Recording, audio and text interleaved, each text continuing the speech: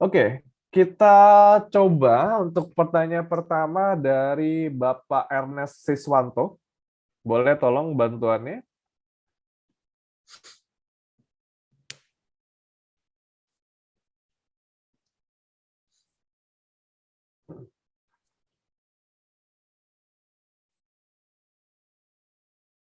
Oke, nampaknya coba kita coba yang lain. Mungkin Bapak Willy Ivan Trinadi.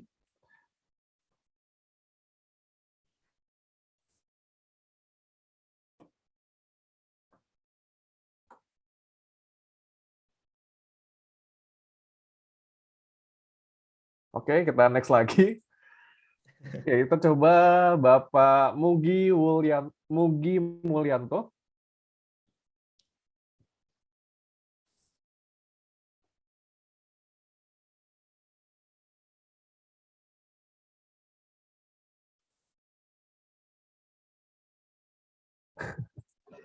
Oke, gimana dari teman aku di tim marketing apakah bisa? Udah, oke. Halo Bapak Mugi, selamat siang.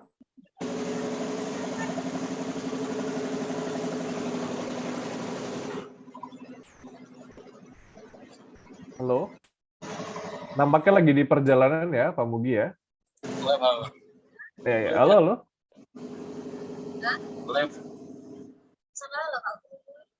Halo, Pak Mugi. Oke, nampaknya kita ganti dulu lagi di perjalanan Pak Mugi ya. Kita coba ganti ke Bapak Immanuel Hondo. Halo Pak Immanuel. Halo Pak, Halo. selamat pagi. Terima kasih Ya. waktunya. Tadi menarik Pak materinya, cuman saya ada yang mau saya pertanyakan itu yang pertama pada saat dia untuk average up itu, apakah reason dari average up itu adalah setiap breakout atau berdasarkan presentasi kenaikan? Itu yang pertama Pak. Yang kedua, itu kalau saat kita melakukan pembelian saat untuk average up, itu jumlah lotnya itu karena biasanya test lot kan cuma satu lot ya. Kalau breakout kita beli lagi satu lot itu naiknya udah setengah, Pak. Nah, gimana strategi yang baik sebetulnya untuk average up itu? Terima kasih Pak Ko Andi, terima kasih dengan host Mire, terima kasih. Ya. Oke, langsung jawab aja ya. Sebelumnya, thank you banget pertanyaannya tadi Pak Mugi ya. Ini juga pertanyaan menurut saya advance sekali gitu ya. Untuk pertanyaan pertama dulu, jadi tadi reason untuk average up itu apa? Apakah berdasarkan presentasi kita udah tinggi gitu ya? Presentasi tinggi, saya catat aja presentasenya udah tinggi atau gimana? Jadi reasonnya itu menurut saya sesimpel ini jawabannya ya. Jadi sekalian teman-teman bisa lihat juga. Jawabannya itu mungkin menurut saya sesimpel sahamnya strong uptrend. Artinya bisa naik lebih tinggi dari harga sekarang gitu. Atau di higher time frame-nya gitu ya. Kalau misalkan kita biasanya analisisnya di daily time frame kayak gini, itu biasanya kita cuma melihat pergerakan di time frame yang kecilnya aja. Tapi kalau misalkan nanti jadi kedelete semua. Aduh, jadi Waduh. bisa di-undo nggak ya sebentar. Jadi nggak bisa di-undo ya. Oke, nggak apa-apa deh.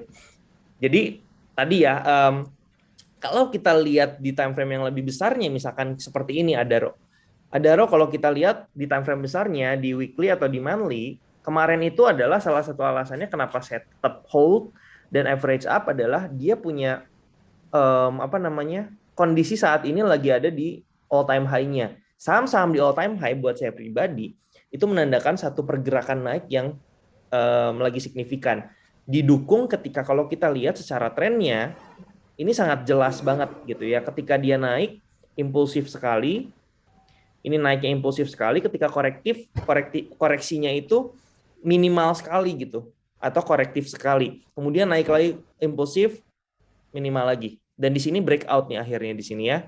Breakout, turun lagi, naik lagi, turun lagi, naik lagi. Kayak gitu. Jadi reason yang pertama adalah kenapa kita average up?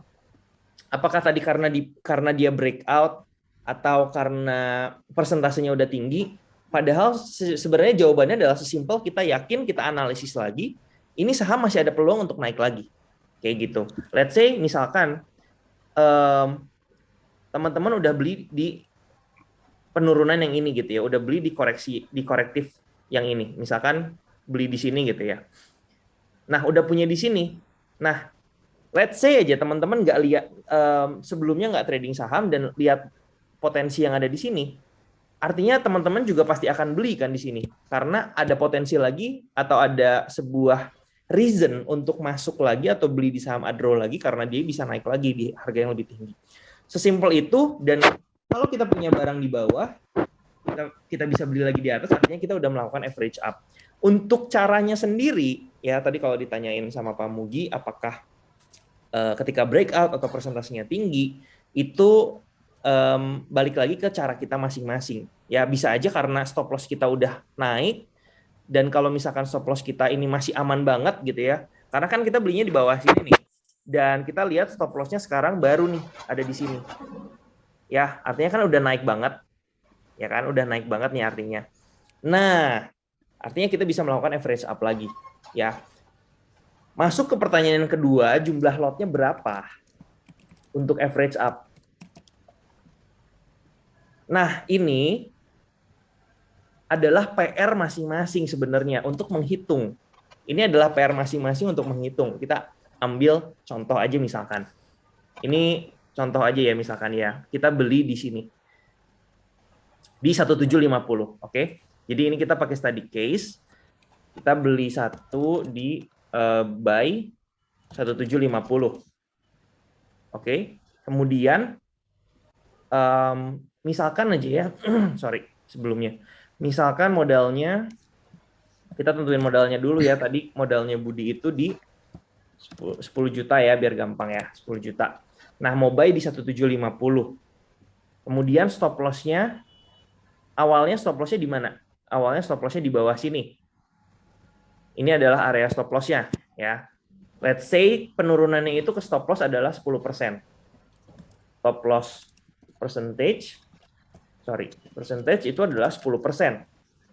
Ya.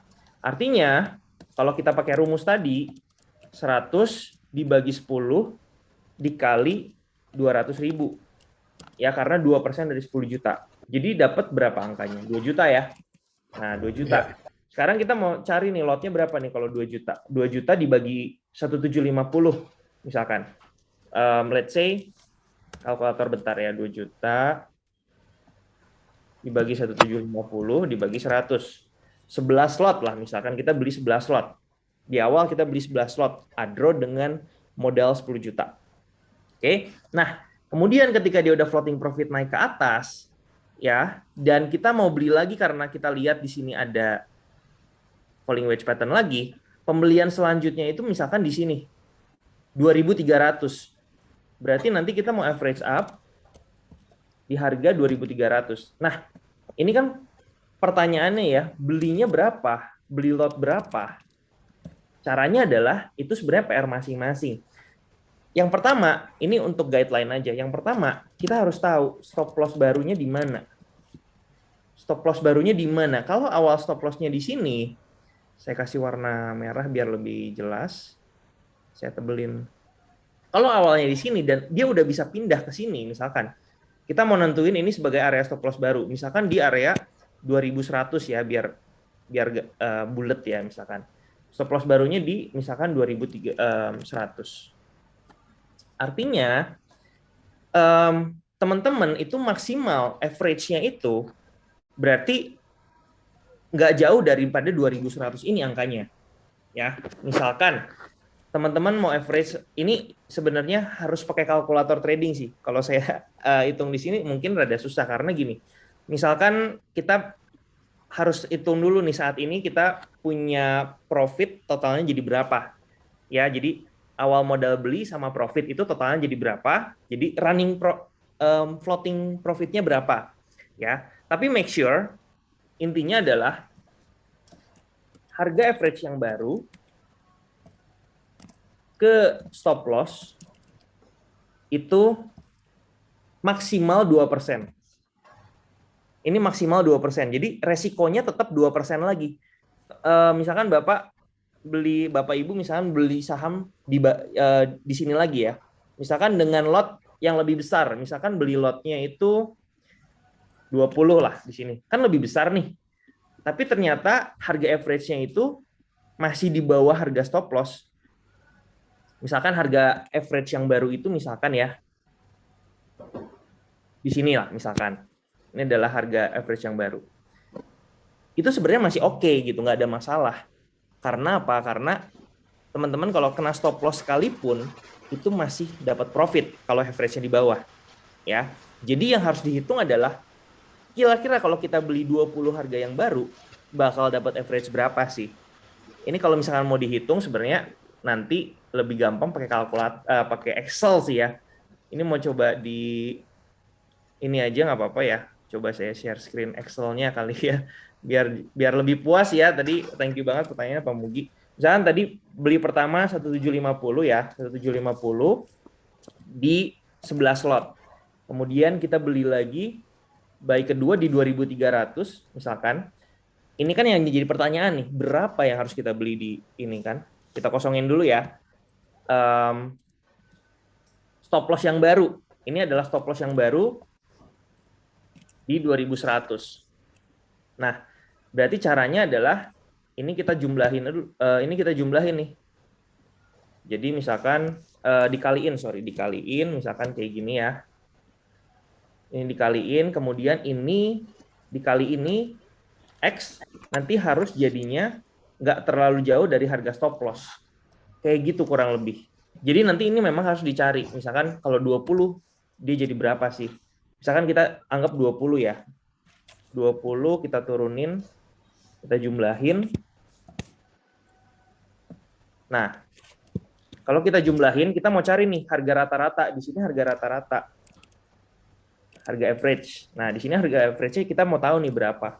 Caranya ya dibalikin, ini dibagi 31 dibagi 100. Ini memang rada ribet.